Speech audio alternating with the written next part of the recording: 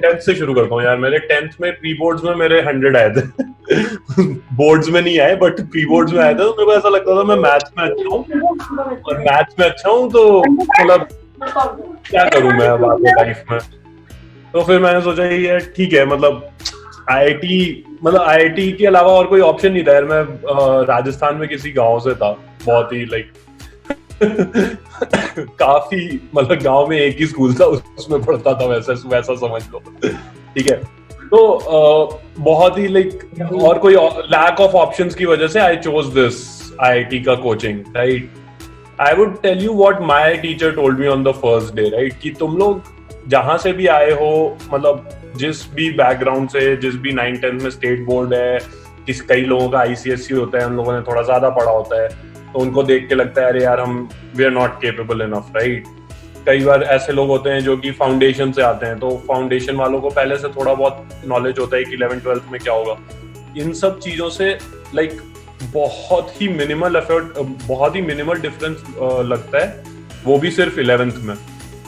तुम्हारी एक्चुअल जो मेहनत है 12th की, 12th starting from January to end of March next year, वही डिसाइड करती है कि तुम्हारा आईआईटी कैसा निकलेगा, कैसा नहीं निकलेगा, तुम्हारा बिट्स निकलेगा नहीं निकलेगा, तुम्हारा मेंस निकलेगा नहीं निकलेगा, एडवांस निकलेगा नहीं निकलेगा। तो तुम्हारे पास बेसिकली 15 महीने हैं, मतलब अभी से ऑब्वियसली तुम्हारे पास 24 महीने हैं, बट जो इंपॉर्टेंट समय होता है वो 15 महीने का होता है, ठीक है। उसमें जितनी तुम लगा लोगे ना, उसी के हिसाब से तुम्हारी आईआईटी की रैंक डिसाइड होगी। उससे पहले और उससे बाद लोग, मतलब लोग अपनी दुनिया में ही रहते हैं, तो उनको रहने दो। कई लोगों को देख के तुम्हें अगर ऐसा लग रहा है अरे यार इसको तो इतना आता है, मतलब इसको तो पूरी एचसी भी करी हुई है, किसी ने पूरी एचसी वर्मा कर रखी है, राइट, कर रखी है तो कर रखी है उसने। पढ़ना तो सबको सेम ही है ना, इन द एंड सवाल तो सबके लिए सेम ही आएगा, एक ही तरीके का सवाल आएगा। सो देखो यार, बुक्स के हिसाब से एचसी वर्मा, मतलब मैं फिजिक्स से शुरू कर रहा हूँ क्योंकि मैं फिजिक्स पढ़ाता हूँ।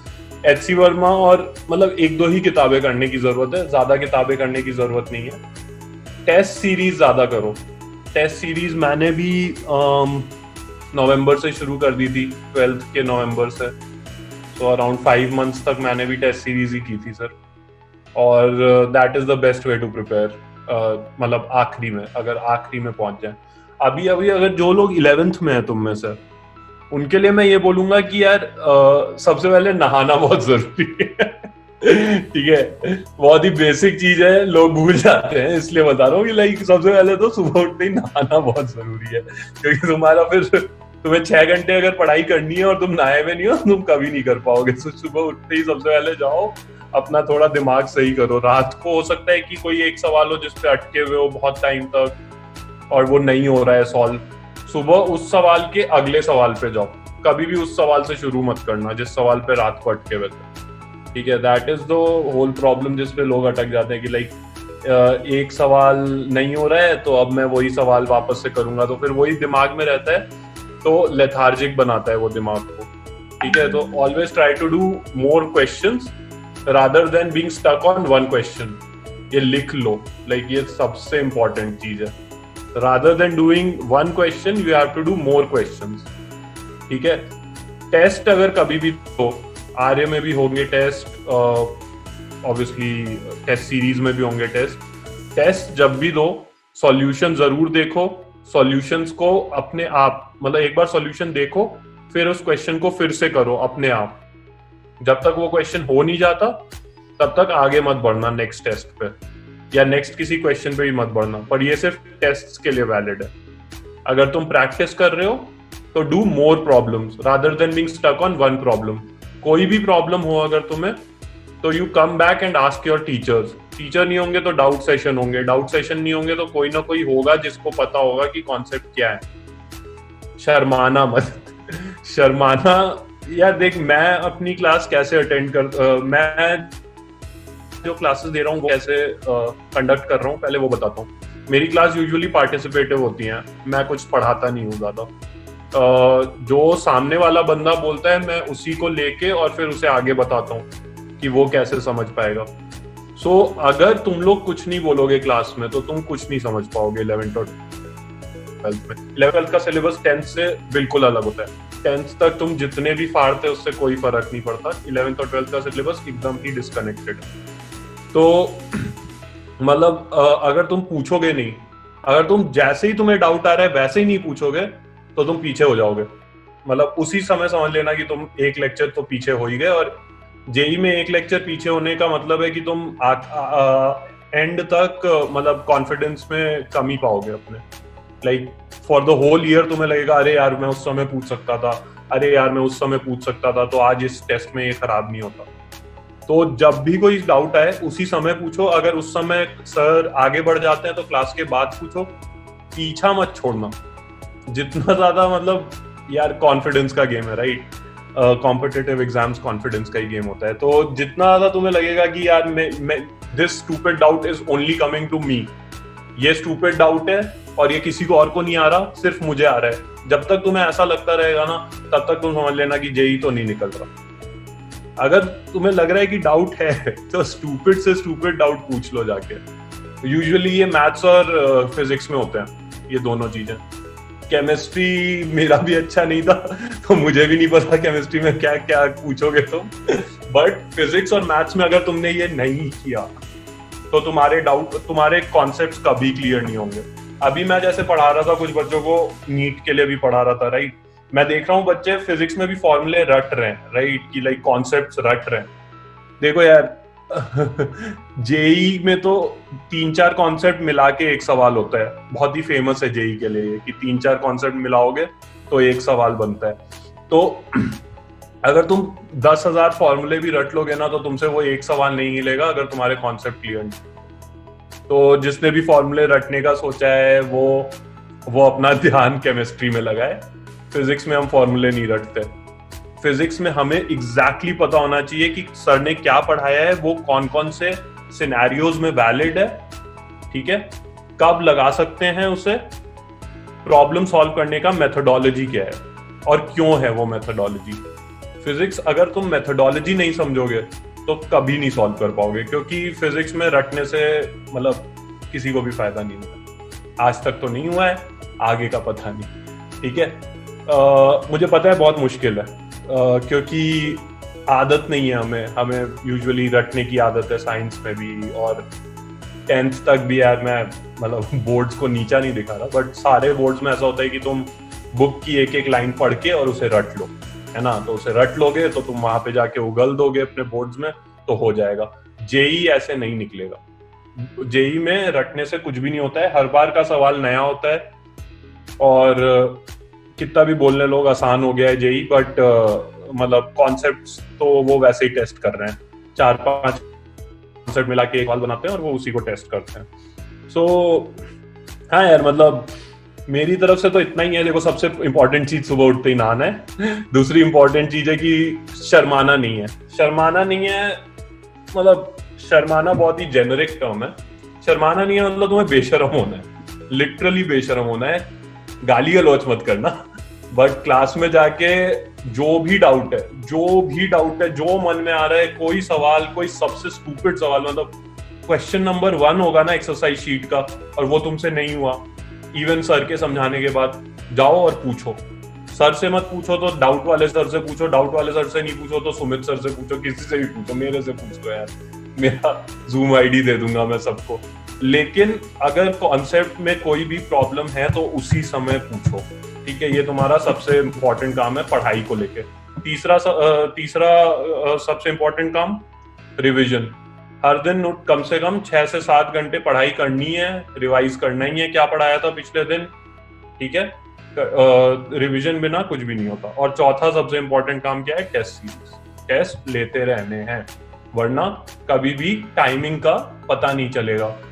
जेई कैसे निकलता है, जेई निकलता है जब हम स्पीड बढ़ाते हैं अपनी, क्योंकि हिंदुस्तान में कितने लड़के देते हैं जेई, किसको पता है, कौन बताएगा नंबर, जेई में कितने लोग बैठते हैं, बोलो। 15 लाख 16 लाख नहीं यार इतने ज्यादा नहीं है, 8 लाख लोग होते हैं बस। 10 to 11 लाख। हाँ 10 to 11 मोस्टली। तो 10 लाख बच्चे सेम चीज पढ़ रहे हैं, तो तुम्हें कैसे पता चलेगा? तुम्हें सबसे अच्छा बनना है उनमें से, है ना? कैसे बनोगे सबसे अच्छे? जब स्पीड फास्ट होगी। स्पीड फास्ट कब होगी? जब सवाल किए और उन्होंने 800 ही किए तब।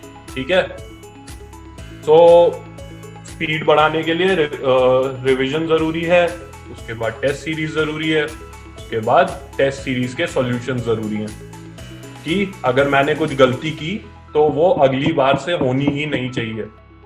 कब नहीं होगी वो गलती? जब तुम्हारे कॉन्सेप्ट्स एकदम क्लियर होंगे। पहली बार में नहीं होगा, मैं बता रहा हूँ। पहले 6 महीने में नहीं हुआ था मेरे से, पहली बार छोड़ दो। पहले 6 महीने में मुझे ऐसा लगता था अबे यार मेरा बैच, वो मतलब बैचेस होते थे ना कोटा में, तो लाइक मेरा बैच क्यू है और पी के बच्चे तो इतने अमेजिंग हैं, उन्हें तो सब आता है, मेरा तो कुछ नहीं होगा। तो ये 6 महीने तक रहा था ये इंफीरियोरिटी कॉम्प्लेक्स, और उस वजह से मैं क्लास में भी कुछ नहीं पूछता था और मेरे ट्रिगों के भी बेसिक्स खराब हो गए थे और इसके भी बेसिक्स खराब हो गए थे, मैकेनिक्स के। रोटेशनल मैकेनिक्स तक मेरे को बिल्कुल भी कॉन्फिडेंस नहीं था फिजिक्स पे। आज के दिन मैं फिजिक्स लाइक पढ़ा रहा हूँ तो मतलब ये सोचो कि like from there to there in like 2 years। So काफी टाइम लगा मुझे भी अपने आप को मोल्ड करने में कि मैं भी मतलब मैं, और उस समय तो यार मोबाइल नहीं होता था तो मैं पता नहीं कर पाता था कि लाइक क्या आंसर है, तो मुझे या तो अपने दोस्तों से पूछना पड़ता था या फिर डाउट सेशन में जाना पड़ता था, जो कि काफी दूर था, मतलब घर से काफी दूर जाना पड़ता था कोचिंग इंस्टीट्यूट। सो मतलब अब तुम्हारे पास इतनी टेक्नोलॉजी है, तुम कभी भी ऑन द कॉल टीचर से बात कर सकते हो। मेरे स्टूडेंट्स के पास तो अभी मेरे नंबर भी हैं, सो वो कभी भी मेरे से बात कर सकते हैं। सो इतनी टेक्नोलॉजी होने के बाद भी अगर तुम डाउट्स रख रहे हो, जस्ट ये सोच के कि अगर टीचर को लगेगा कि मैं तो बेवकूफ हूं, तो कोई गलती कोई होगी। ठीक है, क्योंकि इन द एंड 2 साल बाद अगर तुम्हारा नहीं निकला तो तुम वैसे ही बेवकूफ हो जाओगे। तो लाइक उससे अच्छा है ना कि मतलब टीचर की नजरों में बेवकूफ बन जाओ। जैसे मेरे से या किसी भी टीचर से, तुम्हारे किसी भी टीचर से तुम 2 साल बाद बिल्कुल भी नहीं मिलोगे। ठीक है, IIT चले जाते हैं फिर मतलब मैं जाने की कोशिश करता रहा कोटा, और जब मैं कोटा गया तब भी मैं लाइक सिर्फ 2 टीचर से मिल पाया अपने, तो मतलब भूल ही जाओगे तुम हमें। तो हमारी नजरों में बेवकूफ बन के भी कोई मतलब कोई प्रॉब्लम नहीं है। तो पूछो, सबसे इंपॉर्टेंट चीज है सवाल पूछो बस। ठीक है, ये लिख लो कि मैं सवाल पूछूंगा, मैं नहाऊंगा और मैं टेस्ट सीरीज दूंगा ताकि स्पीड बढ़े, एक्यूरेसी और एफिशिएंसी बढ़े। बस यही है मेरी तरफ से, तो यही है। बाकी यार देखो, कोई किसी किसी का एक सब्जेक्ट स्ट्रांग हो जाता है ना, ये वाली चीज मैं बताना बाद में चाहता था, लाइक 12th वालों को बताता हूँ मैं यूजुअली। सो सबका एक सब्जेक्ट स्ट्रांग होता है, मोस्टली लोगों का केमिस्ट्री स्ट्रांग होता है। तो वो लोग सिर्फ केमिस्ट्री पे ध्यान इतना ज्यादा देते हैं कि उनके बाकी सब्जेक्ट सफर करने लगते हैं। तो मेरा फिजिक्स स्ट्रांग था, झूठ नहीं बोलूंगा, मेरा फिजिक्स स्ट्रांग था, तो मैं केमिस्ट्री को एकदम ही इग्नोर मारता था और ये मेरा आखिरी तक चलता रहा। तो मेरी वाली गलती मत करना। केमिस्ट्री का एक बहुत ही आसान सवाल छूट गया था, मेरी रैंक 100 से कम हो गई थी। आखिरी का सवाल था, 12 नंबर का था वो 300 में से। मेरे को अभी भी याद है, सोचो 10 साल हो चुके हैं मुझे भी, 12 साल हो चुके हैं मुझे वो एग्जाम दिए हुए। वो एक क्वेश्चन से मेरी 100 रैंक कम हो गई थी।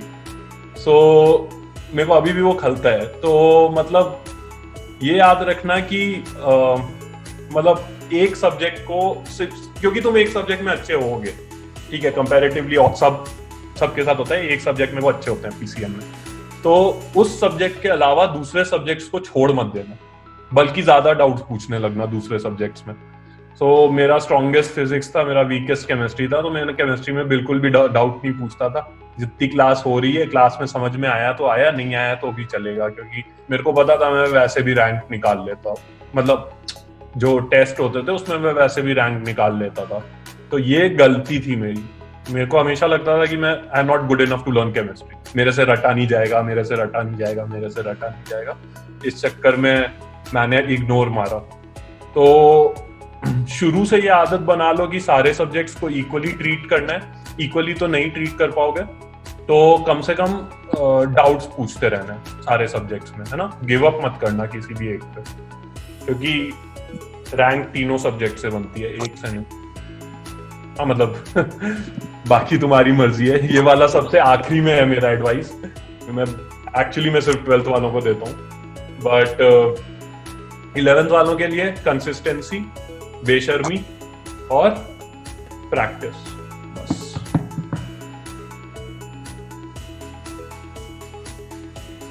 मैंने एक फॉर्मूला शीट फ्लोट आउट की है अपने ग्रुप पे, लाइक जो मेरा ग्रुप है वो एक फॉर्मूला शीट है, वो जेई के लिए भी वैलिड है और नीट के लिए भी वैलिड है।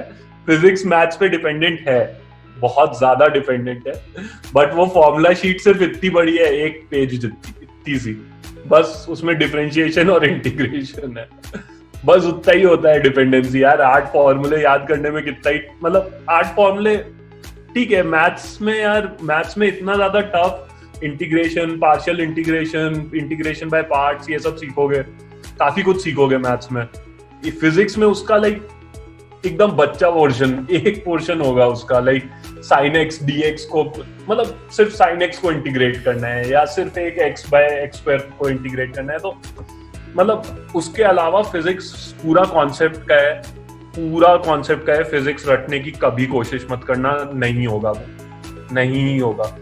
अगर तुम्हारा एम जेई निकालना है, अगर तुम्हारा एम है कि 12th में अच्छे नंबर लाना है सिर्फ, तो गो अहेड, मतलब मैं तो बोलूंगा कि ठीक है रट लो, क्योंकि स्टैंडर्ड सवाल होते हैं और मतलब तरीका बोर्ड्स का सेम ही रहा है through out the past 40 years की, जितना रटोगे उतने अच्छे नंबर आएंगे। बट अगर जेई निकालना है तो भाई फिजिक्स रटोगे तो नहीं निकलेगा। नीट में भी मैंने एग्जाम के क्वेश्चंस देखे हैं, नीट भी नहीं निकलेगा इन द एंड, रट के फिजिक्स नहीं होगा। I missed many of the say big points of introduction. Sir की rank जो थी वो 391 थी, all India rank in IIT, and that's why he could go. So बहुत fight होता है, मतलब if you guys don't know, top IITs में comp and ENTC, these are like top most departments. So यही department होता है जिसमें admission सबसे पहले fill up होता है.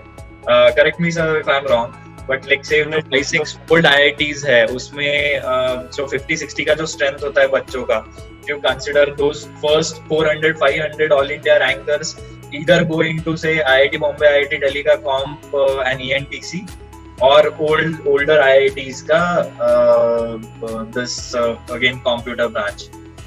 So one more thing I forgot to mention, that is a CAT 99 percentiler. So again CAT में around 2 lakh students appear for the exam, and 99 percentile, I hope all of you know the difference between percentage and percentile. Percentile is 99.98% of the students were behind him, like in marks.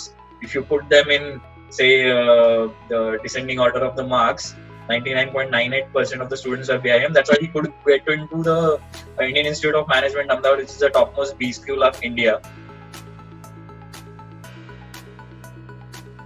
Tricks बहुत ही limited है, ठीक है। Tricks तुम्हें subject wise बता सकता हूं मैं, जैसे कि जैसे मैं मेरा काइनेमैटिक्स, गॉसियन फिजिक्स, ठीक है, ग्रेविटेशन, इलेक्ट्रिक फील्ड, ये सब फेवरेट टॉपिक्स हैं, है ना। सो उसमें मतलब बहुत ही सिंपल ट्रिक्स हैं, जैसे कि तुम्हें अगर सर्किट डायग्राम सॉल्व करना है, तो एक जगह पे 0 अज्यूम कर लो, तो मतलब एक पॉइंट को, किसी भी पॉइंट को 0 अज्यूम कर लेते हो तो इजी हो जाता है उसे सॉल्व करना। फिर एक ट्रिक है कि अगर कोई प्रॉब्लम में तुम्हें सिंबल्स दिए हैं, जैसे कि V is equal to VB, ये सब सिंबल्स दिए हैं, राइट। तो अगर सिंबल्स की कोई सिंपल वैल्यू अज्यूम कर लोगे ना, 1 1 1 या 1 2 2, और आखिरी में जितने भी ऑप्शंस दिए हैं उनमें भी वो वैल्यूज पुट कर दो, तो वो वैल्यूज पुट करके इजी हो जाए। और तो मतलब यार सब्जेक्ट वाइज ट्रिक्स हैं, जैसे मैं इसमें देता हूँ गैसेस में देता हूँ, लाइक कि जो थर्मोडायनामिक्स है उसमें ये ट्रिक देता हूँ कि अगर तुम्हारे पास कोई डायग्राम दिया हुआ है ना, और उसमें तुम्हें टेम्परेचर डिफरेंस पूछा है, तो टेम्परेचर डिफरेंस अगर पूछा है तो एक पॉइंट का टेम्परेचर 0 ले लो, 0 केल्विन। सो स्मॉल ट्रिक्स हैं बट बेसिकली मैथ्स आसान कर देती हैं वो, तो स्पीड बढ़ाती है वो ट्रिक्स। बाकी मैं तुम्हें तो क्लास में ही बता सकता हूँ, ये 3 ट्रिक हैं, वैसे बहुत ही काम आती हैं ये, कि अगर तुम्हें सिंबल्स दिए हैं तो तुम वैल्यूज रख दो 1 1 1 या 1 2 1 ऐसे कुछ, ठीक है। वैल्यूज खुद अज्यूम करो और फिर हर ऑप्शन में वो वैल्यू रख के देख लो, जो भी ऑप्शन मैच कर रहा है वो ऑप्शन हो जाएगा। तो इससे तुम्हारे यूनिट्स के भी सवाल सॉल्व हो जाते हैं, कई सवाल फास्ट हो जाते हैं इससे। यार ये मेरा पर्सनल ओपिनियन है, और मेरे ख्याल से मेरे दोस्त जो थे ना मेरे आसपास के, वो भी मेरे स्कूल से ही आए थे, ठीक है।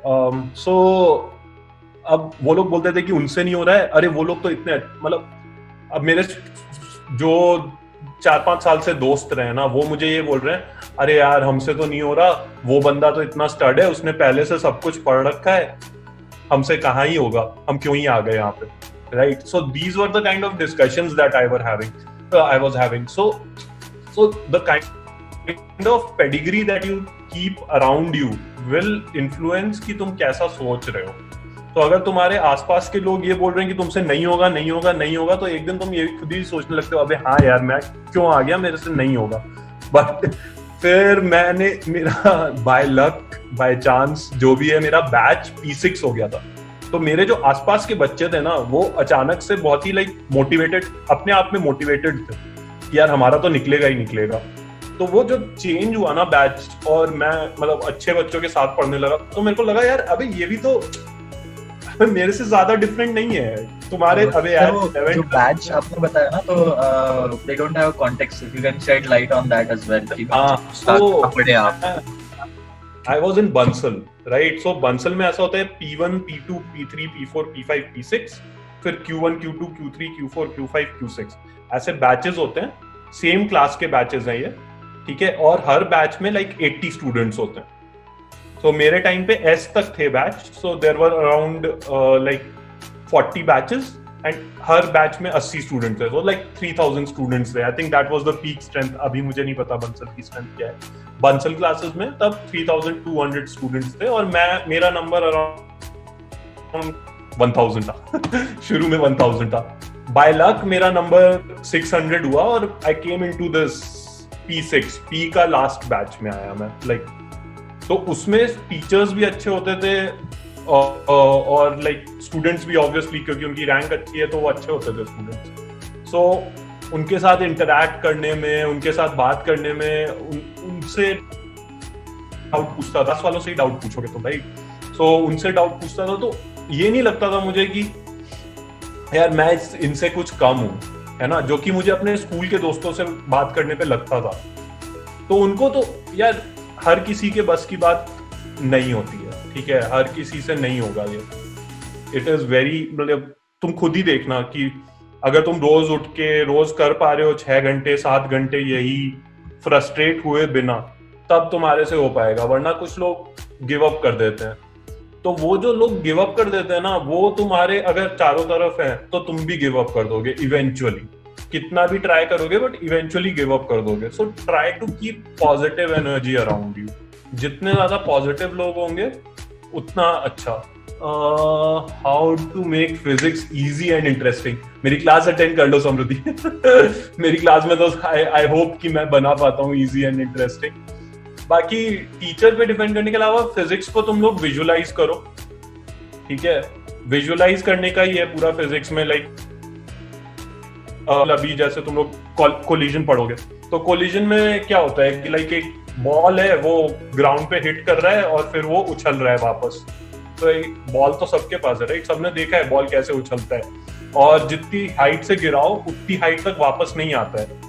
तो इससे क्या पता चलता है कि कुछ वेलोसिटी में चेंज हुआ है। तो मतलब जो भी चीज तुम क्वेश्चंस में सॉल्व कर रहे हो उसे रियल लाइफ में इमेजिन करने की कोशिश करो।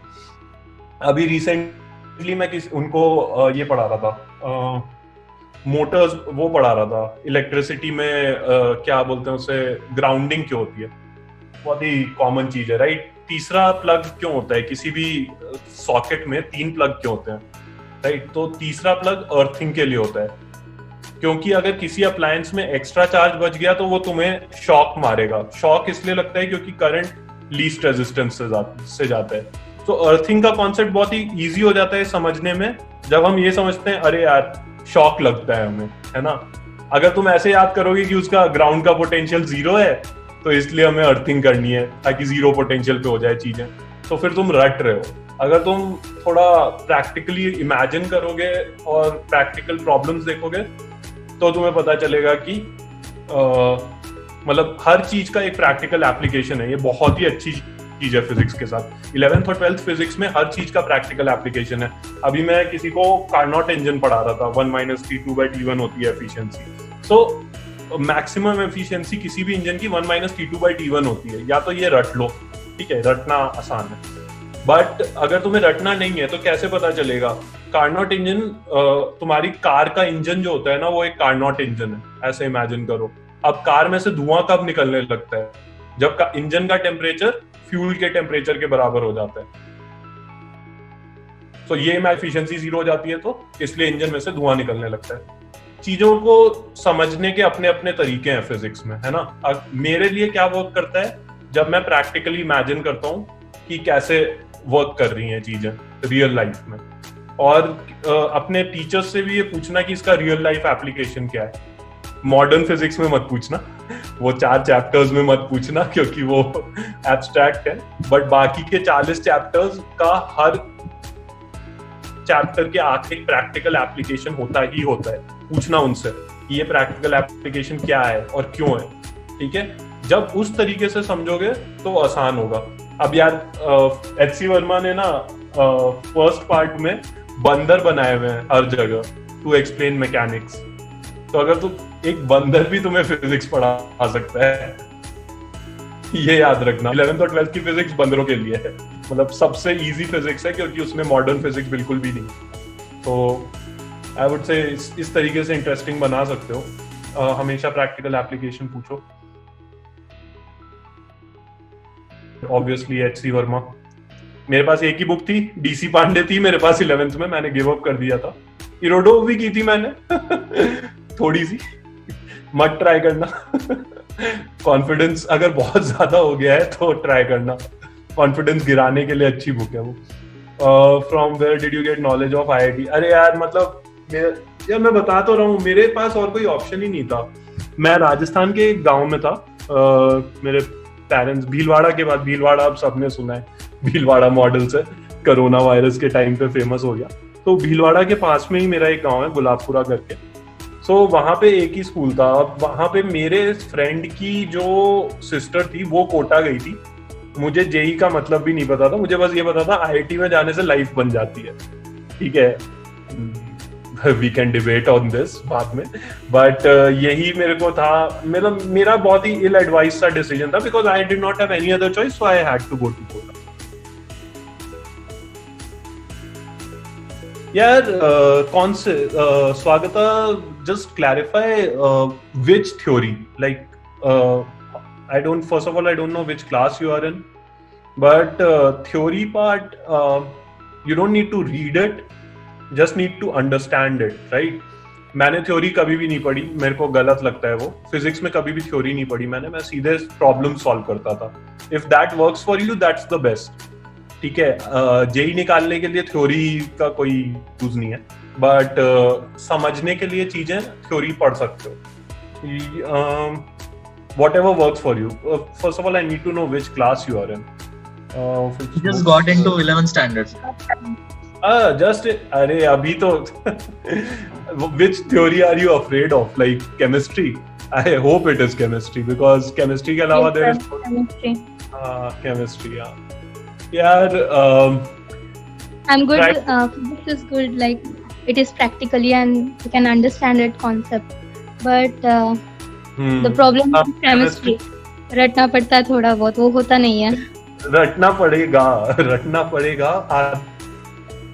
पड़ जाते, मतलब यार देखो, इनऑर्गेनिक के नोट्स मेरे पास लाइक इतने मोटे नोट्स हो गए थे by the end of it, सिर्फ इनऑर्गेनिक के। तो मैं नहीं बता सकता यार कि मतलब मैं ये तो बोल ही नहीं सकता कि रटना नहीं है, रटना पड़ता है। केमिस्ट्री को रटना पड़ता है, इसीलिए मैं फिजिक्स को जितना कम हो सके उतना लोड बनाना चाहता हूँ, क्योंकि केमिस्ट्री का लोड ऑलरेडी बहुत ज्यादा है। फिजिकल केमिस्ट्री आसान है, फिजिकल केमिस्ट्री में कम रट्टा मारना होता है, फिजिकल केमिस्ट्री के फॉर्मूले भी आसान होते हैं और उनपे सवाल भी अच्छे आते हैं, इजी आते हैं कंपैरेटिवली। इनऑर्गेनिक और ऑर्गेनिक में आई एम श्योर कि रटना पड़ता है और टफ होता है शुरू में, बहुत टफ होता है, इसीलिए टॉपिक्स भी इजी रखते हैं तब। तुम्हें अभी नॉमेनक्लेचर पढ़ाएंगे सबसे पहले ऑर्गेनिक में, है ना, सो उसमें कितनी थ्योरी है, राइट। तो धीरे धीरे लेवल बढ़ेगा। इनऑर्गेनिक का लेवल शुरू से ही टफ होता है क्योंकि इनऑर्गेनिक है ही टफ, ठीक है। मतलब मैं I'll just come out and say it, inorganic chemistry is the it's the most brain havocing thing that I did. मेरे से भी नहीं होती थी। पढ़नी पड़ेगी तुम्हें उसकी थ्योरी। जितना बार हर रोज नोट्स को रिवाइज करो। मेरे दोस्त जो अच्छे थे इनऑर्गेनिक में, वो ये बोलते थे कि वो सुबह उठ के 2 बार पढ़ते हैं पूरी बुक, अभी तक जितना पढ़ाया है उतना। मुझे नहीं पता वो कैसे करते थे, बट वो बोलते थे कि मैं 2 घंटे सिर्फ ये करता हूँ, नोट्स रिवाइज करता हूँ। और आई होप कि लड़कियां अच्छे नोट्स बनाती हैं तो तुम्हें प्रॉब्लम नहीं होगी। मेरे नोट्स बहुत खराब होते थे यार। मैंने गलतियां की हैं यार, इनऑर्गेनिक मैंने अच्छे से नहीं पढ़ी, वेरी ऑनेस्टली। मैंने इनऑर्गेनिक में मैं भी अच्छा नहीं था। नोट्स रिवाइज करना होता है और मतलब एक बार जैसे हम 10th में करते हैं ना, 10th में किसी भी पैराग्राफ को रटने के लिए क्या करते हैं, उसको छुपा के और फिर खुद अपने दिमाग में बोलने की कोशिश करते हैं जितने हो सके। जैसे हलीना की रब से फरियाद, ये सब जितना याद कर सको कर लेना, जितने शॉर्टकट्स हो सके अपना लेना। रटने के लिए बहुत शॉर्टकट्स हैं, इनऑर्गेनिक को रटने के लिए इनफाइनाइट शॉर्टकट्स हैं, और मुझे पता भी नहीं थे, मुझे आधे पता भी नहीं थे। जब मेरा जेई निकला तब भी नहीं पता थे, तो मुझे बाद में पता चले, तो मैं अभी बता रहा हूँ कि शॉर्टकट्स जितने हो सके। जैसे मैंने इसको अभी हेल्प की थी रेजिस्टेंसेस को याद करने के लिए, BB Roy of Great Britain had a very good wife, ऐसे बहुत सारे शॉर्टकट्स होते हैं ऐसे। तो प्लीज शॉर्टकट्स पे ध्यान देना, don't repeat my mistake. This is a nice one. This is actually the best question अभी तक का। मेरे लिए it worked late night work, इसीलिए मैं नहाता नहीं था बहुत दिनों तक। नहीं यार, जो भी तुम्हारे लिए काम करे, मेरे ख्याल से ब्रेन रात को ज्यादा काम करता है कुछ लोगों का। मतलब वो मेरा प्रोग्राम भी ऐसे था, मेरा अचानक से क्वेश्चन सॉल्व होने लगते थे रात में, और मतलब फिर मैं नहीं उठता था 3-4 बजे तक। अगर तुम लोगों के साथ ऐसा नहीं है, तुम्हारी आदत है शुरू से कि तुम सुबह उठ के पढ़ रहे हो, मेरी नहीं थी, मैं इन जनरल भी लेट सोता था, तो प्लीज सुबह उठ के पढ़ो। तुम्हें पता चल जाएगा तुम्हारा ब्रेन ज्यादा एक्टिव कब है। जब तुम्हारे पास तुम सवाल देखो और अचानक से सवाल होने लग जाए ना, उस समय तुम्हारा ब्रेन एक्टिव है। Choose that time. मैं लेट नाइट स्टडी करूँ। Which book will you prefer for maths? Maths के लिए बुक से ज्यादा आई थिंक प्रॉब्लम सेट आते हैं। फॉरगेटिंग कौन सी शर्मा के थे, शर्मा के नहीं थे। देयर इज सम बुक जिसमें there are only questions. I'll have to get back to this. मेरे पास कोई बुक नहीं थी यार, मेरे पास मेरे कोचिंग का मटेरियल ही नहीं कर पाता था मैं कंप्लीट। सो अभी हम लोग तुम्हें डेली प्रैक्टिस प्रॉब्लम्स और शीट्स देंगे, वही कर लो, वही बहुत है। वो भी नहीं हो पाती है।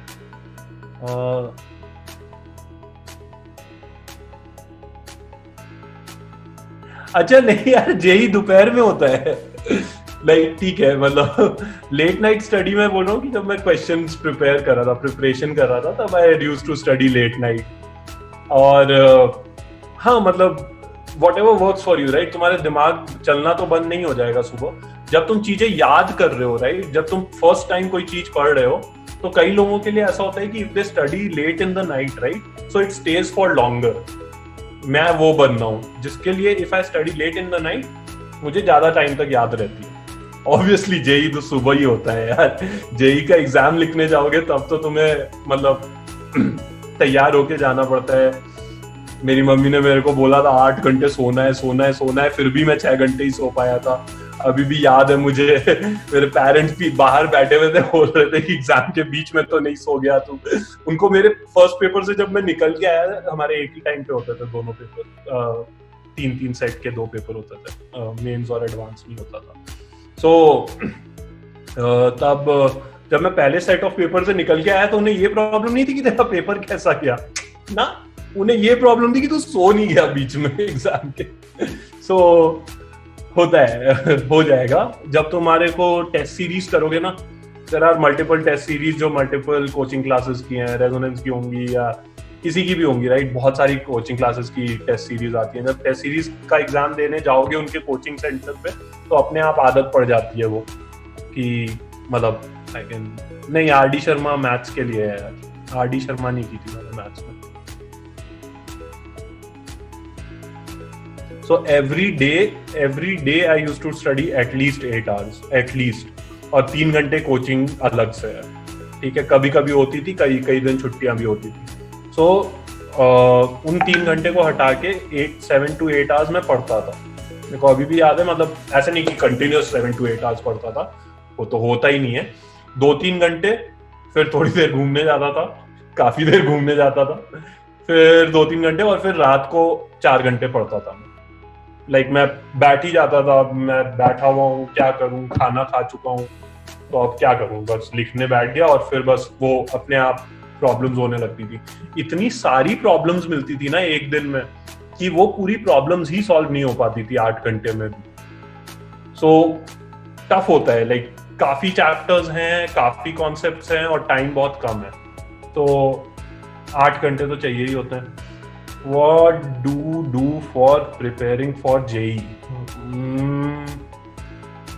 How do you feel while giving exam? Tension or relax?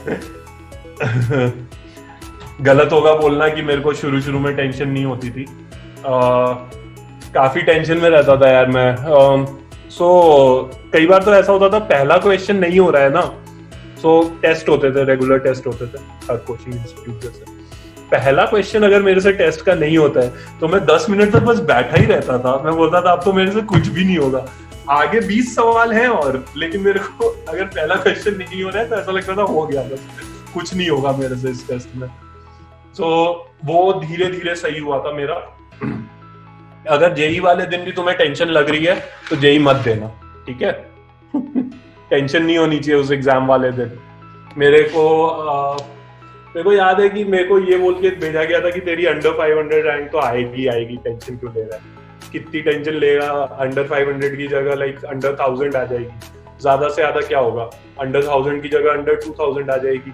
In the end JEE की रैंक मैटर नहीं करती है, ये मुझे बोल के भेजा गया था उसको एग्जाम वाले। तो I think that help, last minute पे that help to relieve the tension. But बोलना गलत होगा कि टेंशन नहीं होती है, शुरू में टेंशन होगी एग्जाम में। Try to maintain your balance, like question के बारे में सोचना, ये मत सोचना कि तुम क्या कर रहे हो। It's not about you, it is about the question paper, ठीक है। अपने आप को सिचुएशन में से बाहर निकालने की कोशिश करना कि लाइक मैं हूं ही नहीं यहाँ पे, अभी सिर्फ क्वेश्चन है और मुझे बस ये सोचना है कि मैंने किया है या नहीं किया है ये कॉन्सेप्ट। बस अगर वो कॉन्सेप्ट नहीं किया है मैंने, अगले क्वेश्चन पे चले जाओ। जब सारे क्वेश्चंस एक बार देख लो ना, उसके बाद ये सोचना कि तुम गुड इनफ हो या नहीं हो, ठीक है। पहले एक बार सारे क्वेश्चंस पढ़ लेना, मोस्टली सब लोग से हो जाएंगे एटलीस्ट 50% ऑफ द क्वेश्चंस। हाँ यार मेरे पास इनऑर्गेनिक केमिस्ट्री के नोट्स थे अपने लास्ट मिनट में।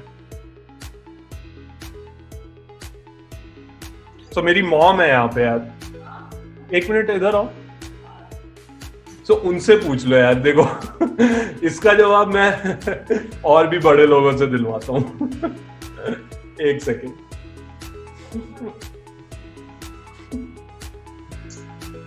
वो मेरे को जॉन्डिस हो गया था कोटा में, one of the worst things to have, right. तो उनको रहना पड़ा था मेरे साथ अराउंड 10 to 12 months। आखिरी के जो क्रूशल मंथ्स होते हैं उनमें रही थी और डैड अकेले थे, तो यार घर का खाना ही होता है ना। और मतलब कोटा में यार अब तो बहुत ही बकचोदी होने लग गई है, like to be very honest. Hi guys, this is my, by the way, hi so this is my mom, so she stayed with me Kota में। सो आप बताओ, वो पूछ रहे हैं कि कोटा जाना चाहिए या नहीं जाना चाहिए। कौन पूछ रहा है? 50 बच्चे हैं अभी कोटा। मैं तो मॉम हूँ अनिरुद्ध की, पर है ना, मैं कभी नहीं बोलूंगी कि कोटा जाओ, क्योंकि उनको सफर करना पड़ा था। नहीं, मैं रिसेंटली, मैं तुम लोग को बता दूं, तुम लोग सुन रहे हो मेरी बात? हाँ, सब सुन रहे हैं। हम सब सुन रहे हैं। हाँ, रिसेंटली है ना, मेरे सगी भाभी, मेरे सगे भाई का बेटा कोटा जाने के लिए उसकी मॉम ने मेरे से पूछा। मैं तुम लोगों के लिए नहीं, मैं उनकी बात बता रही हूँ। उन्होंने मेरे से पूछा क्योंकि मैं कोटा के बारे में बहुत अच्छे से जानती हूँ। अनिरुद्ध के साथ में मैं 2 इयर्स रह चुकी हूँ। बंसल में था मैं, जब वाइब्रेंट के टीचर्स बंसल में पढ़ाते थे तब मैं बंसल में। बेटा, मैं कभी किसी पेरेंट्स को, मैं बच्चों को नहीं बोल रही हूँ, मैं किसी पेरेंट्स को सजेस्ट नहीं करूंगी कि वो अपने बच्चों को कोटा भेजें। अगर पेरेंट्स साथ में रह रहे हो, जैसे माँ अगर उसके साथ रह रही है बच्चे के साथ, तो अलग बात है, बट अकेले बच्चे को भेजना इस एज में, अरे वो सब बच्चे ही हैं, उनको डराओ मत, हो गया। नहीं, इसीलिए बट आप कुछ स्पेसिफिक चीजें बता पाओगे, 1-2 चीजें कि why you would recommend against going to Kota, कि क्या हुआ था, what was your experience?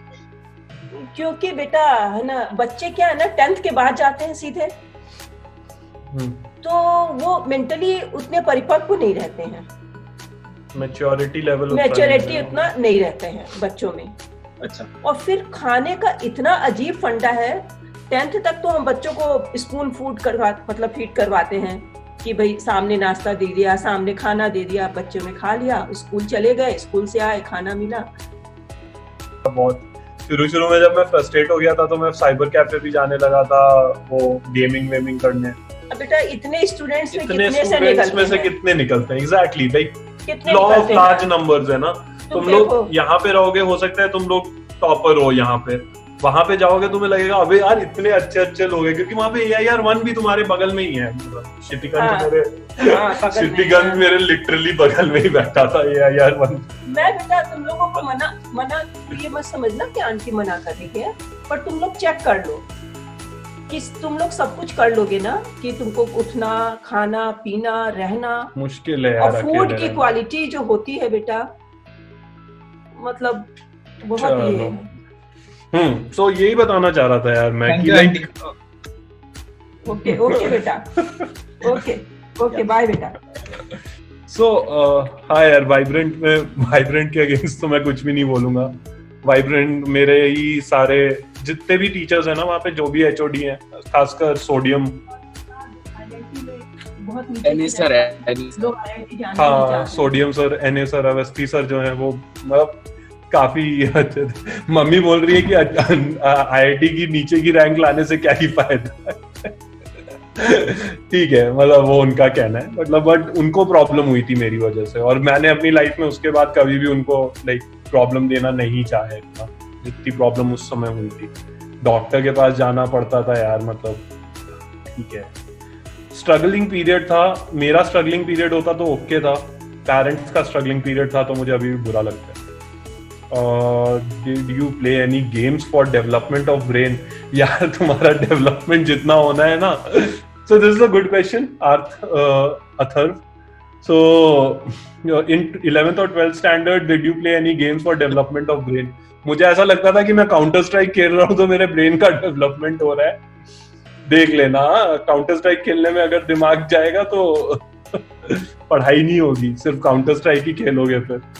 I don't know, अब काउंटर स्ट्राइक खेलते हो या डोटा खेलते हो या फिर ये खेलते हो PUBG तो भाई मैं डोटा भाई, डोटा अमेजिंग है, लत लगा देता है। ठीक है, मत करना भाई, जितना कम हो सके करना, अभी पढ़ाई का टाइम है। मतलब 2 साल में तुम कीबोर्ड चलाना नहीं भूल पाओगे, डोटा का। फोर्टनाइट। यार गेम्स मत खेलना, गेम्स यार पता नहीं यार, मेरे को ऐसा लगता है कि जितना टाइम हो सके मैक्सिमम उतना टाइम पढ़ाई को देना चाहिए। सिर्फ बोलने के लिए नहीं बोल रहा हूँ, है ना, मैंने अपना मराई हुई मतलब गलत काम किए हुए हैं मैंने, इसलिए बोल रहा हूँ।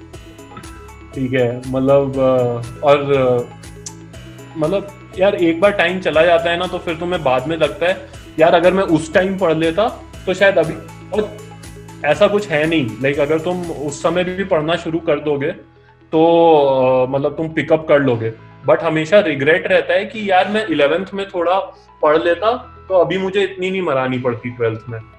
ये रिग्रेट तुम्हें 12th में भी नहीं पढ़ने देगा, तो वो रिग्रेट आने का मौका ही मत देना। खेल ले, गेम में क्या है यार, मतलब सभी खेलते हैं, बट इससे कोई पॉजिटिव नहीं होता 11th और 12th की स्टडीज पे। It is not helpful at all.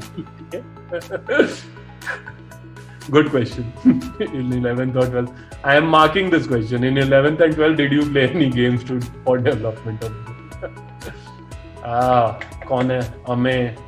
हाँ अमेय, तो did you qualify any like exam, like कोई स्कॉलरशिप मिल रही है तुझे को वहाँ पे वाइब्रेंट में? Yeah sir 15%. But I've changed my idea. मैं नहीं ले रहा हूँ उधर। Not that. यार देख, अगर उनके डायमंड बैच में हो रहा है ना, जहाँ पे वो लोग पूरा खाना वाने पैसे वैसे दे के और फिर करवा रहे हैं, फिर भी मैं कंसिडर कर लूंगा, ठीक है, क्योंकि वो बैच को फिर वो अलग ट्रीट करते हैं। 15% scholarship is not even like worth considering, ठीक है। डायमंड बैच में हो रहा होता तो इट्स ओके, लाइक वहां पे फिर फ्री में अगर रह रहे हो और फिर कर रहे हो तो इट्स ओके, वो लोग फिर तुम्हारा पूरा ध्यान रखते हैं। अगर खुद का ध्यान रखना पड़ता है ना तो लग जाती है यार बहुत ही।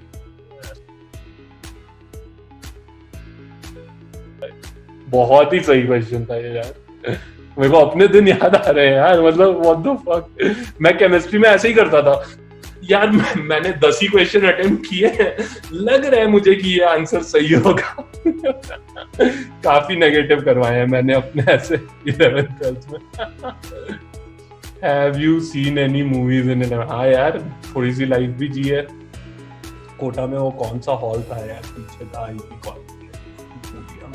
एक सेकंड, एक ही हॉल था हमारे वहाँ जब मैं था कोटा में, 2 हॉल थे।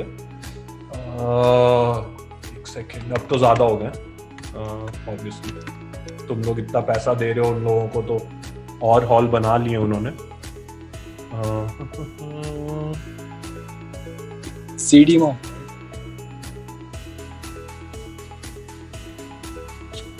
अरे ये आईपी के पीछे था ना यार, इधर देखो, याद है क्या सुमित, कौन सा था वो? इधर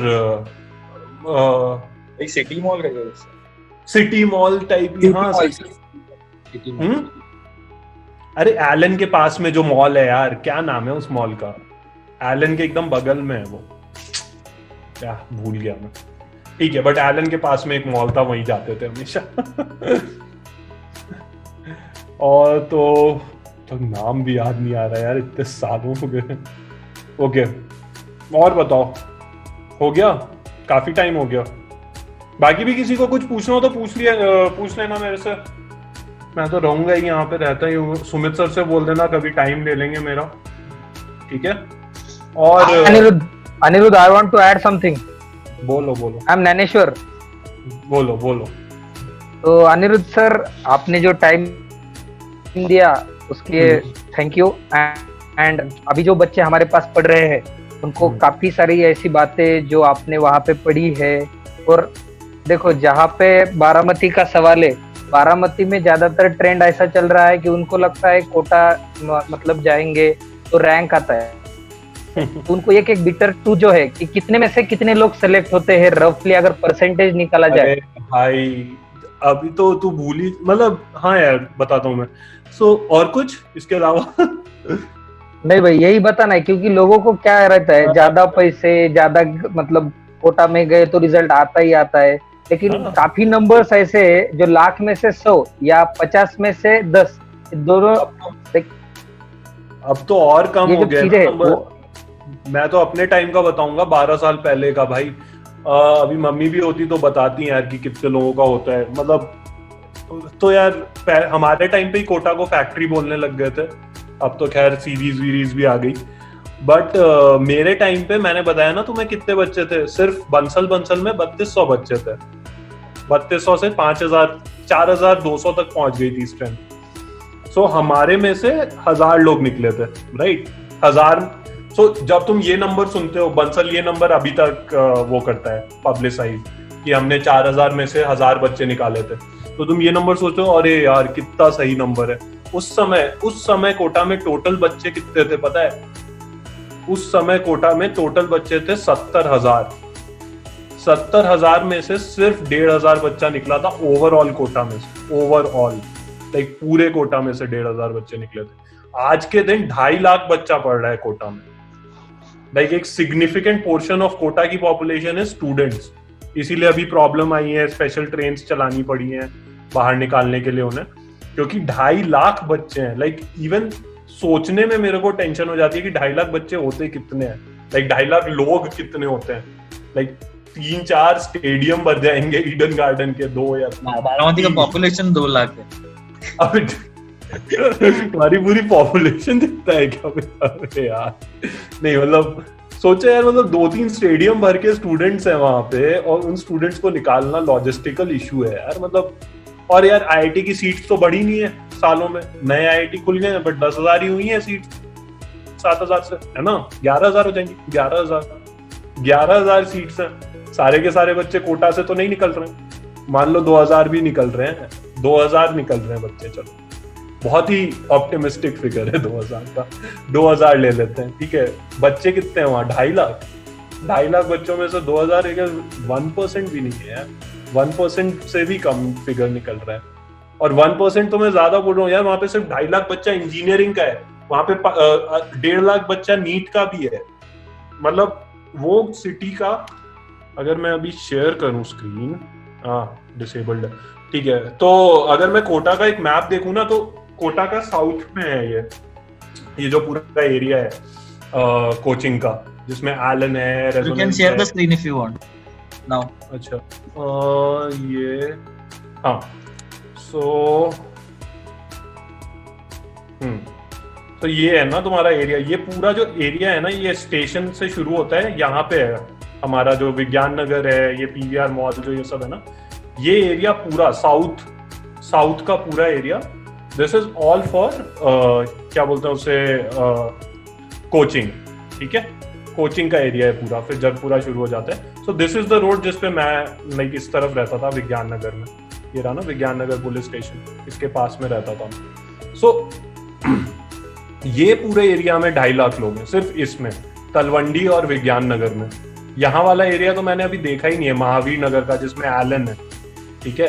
तो पूरे को मिला के 4 लाख से 5 लाख लोग पूरी सिटी की इकोनॉमी चला रहे हो तुम, ठीक है। इस पूरी सिटी की इकोनॉमी इस एरिया से आती है, ये वाला जो एरिया है, तलवंडी वाला एरिया। तो मतलब यार 4 लाख लोग पढ़ रहे हैं, कितने ही निकल रहे हैं? आधे से ज्यादा लोग बकचोदी करने जाते हैं वहां पे, ठीक है। तुम्हें बोलेंगे पार्लर वाले अलग लेवल पे वो होते हैं भैया, बोलते हैं पूरी रात रुक जाओ यहाँ पे, क्या ही प्रॉब्लम है ना। तो लोगों के पास मंथली पासेस होते थे उसके क्या बोलते हैं, गेमिंग पार्लर्स के। मतलब ठीक है, सब तरीके के लोग आते हैं, और तुम कभी भी डिफाइन नहीं कर सकते कि तुम्हारे दोस्त कौन होंगे। तो देख लो मतलब मैं तो कुछ भी नहीं होता अगर कोटा में नहीं जाता तो, बट मेरे पास और कोई ऑप्शन नहीं था, याद रखना, ये हमेशा बोलूंगा कि लाइक मेरे पास अगर कोई और ऑप्शन होता तो मैं कभी नहीं चूज करता अपने घर से बाहर जाना कॉलेज से पहले।